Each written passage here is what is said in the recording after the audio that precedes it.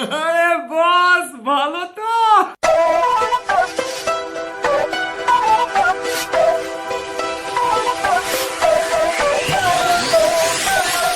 আমার টাকা আমি আরো লাখ লাখ টাকা ডাল মতো হাইলে ঋণ করবো আমি। আমার গরু আছে 13টা, তোমরা লাগে আমি গরু বেচে দিব যদি তোমরা আমার দেখাইতে পারো যে তোমরা খেলতে চাও। আমি মাটির কাবিয়া হইয়া যাইতেছি, তোমরা যদি খেলতে চাও, তোমাদের মনের মধ্যে যদি আমি দেখি যে খেলাই খেলতে চাও, তোমরা খেলার লেগে খেলতে চাও না, পারো না, তাহলে আমি 13টা গরু বেচে দিব, আমি হয়ে দিলাম। তোমরা লাগে আমি 13টা গরু বেচে দিব, আমি হয়ে দিলাম।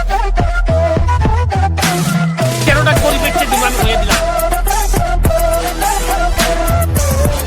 তোমরা লাগে আমি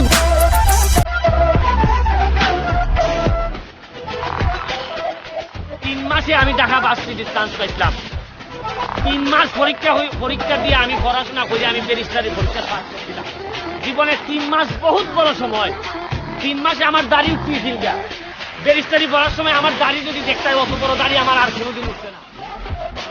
তোমরা লাগে আমি 13টা গরিব বেচে দিব, আমি হয়ে দিলাম। তোমরা লাগে আমি 13টা গরিব বেচে দিব, আমি হয়ে দিলাম।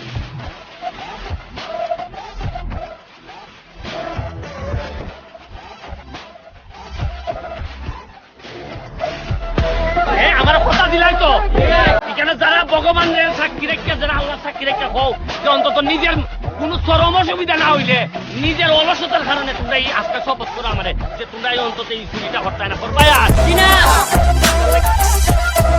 তোমরা লাগে আমি 13টা গরিব বেচে দিব, আমি হয়ে দিলাম। আপনাদের বিরুদ্ধে আচরণ করা, আপনাদের বদনাম করার উদ্দেশ্যে এখানে আসি নাই।